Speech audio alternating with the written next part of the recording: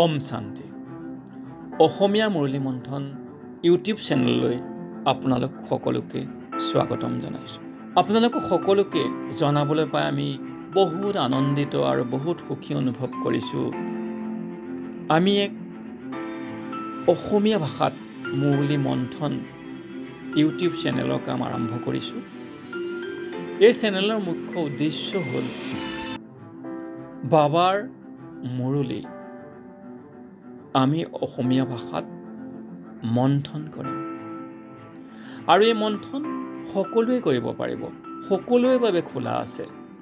যিসকলে মুৰলী মন্থন কৰে বা যিসকলে মুৰলী মন্থন কৰি আছে, এই সকলোৱে কেৱল অডিঅ' আপোনালোকৰ নিজৰ নিজৰ মোবাইলতে 2 পৰা 5 মিনিটৰ ভিতৰত মুৰলীৰ যিকোনো এটা পইণ্ট মন্থন কৰি আমালৈ প্ৰেৰণ কৰিব পাৰিব।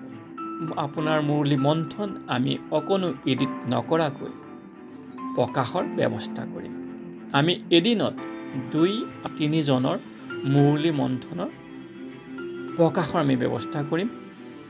সেয়ে যিমান ছুটি হয় সিমানেই ভাল। আৰু মুৰলীৰ যিকোনো পইণ্ট আপুনি ল'ব পাৰে, জ্ঞান, যোগ, ধাৰণা, সেৱা বা চেকিং, যিকোনো পইণ্ট আপুনি লৈ মন্থন কৰি আমালৈ প্ৰেৰণ কৰিব পাৰিব। ইয়াত কাৰো ফটো বা ভিডিঅ' প্ৰকাশ কৰা নহ'ব, কেৱল অডিঅ' প্ৰকাশ কৰা হ'ব। আপোনালোকে তলত উল্লেখ কৰা আপোনালোকে হোৱাটছআপৰ ইমেইল আইডিৰ জৰিয়তে আপোনালোকৰ অডিঅ'বোৰ আমালৈ প্ৰেৰণ কৰিব পাৰিব। আহক আজিৰ মন্থন আৰম্ভ কৰোঁ। আজি 1 মে 2025 চন, পৰমপিতা পৰমাত্মা শিৱ বাবাৰ মধুৰ মহাবাক্য জ্ঞান মুৰলী, সাকাৰ মুৰলী। আজি বাবাৰ বহুতকেইটা পইণ্টেই মন্থনৰ পইণ্ট, আৰু আজি বাবাই নিজেও কৈছে যে আত্মাক মন্থন কৰিবৰ বাবে আজি বাবাৰ কৰ্মেন্দ্ৰিয় নাই, সেইটোও মন্থন কৰিব পৰা যায়। আজি বাবাই কৈছে যে মনুষ্যৰ হেড ব্ৰহ্মা বাবা, সেইটোও মন্থন কৰিব পৰা যায়। আৰু যোগ বলৰ দ্বাৰা কেনেদৰে কৰ্মেন্দ্ৰিয়ক শীতল কৰিব পাৰি, সেইটোও মন্থন কৰিব পৰা যায়।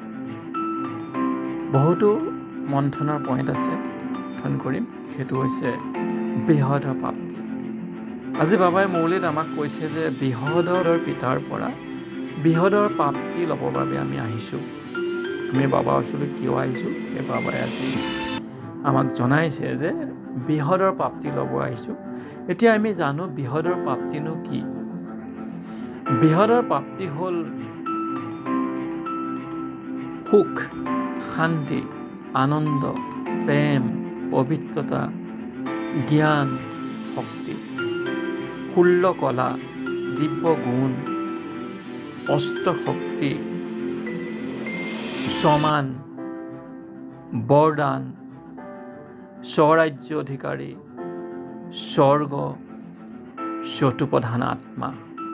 এই সকলোবোৰ হৈছে বৃহদৰ প্ৰাপ্তি।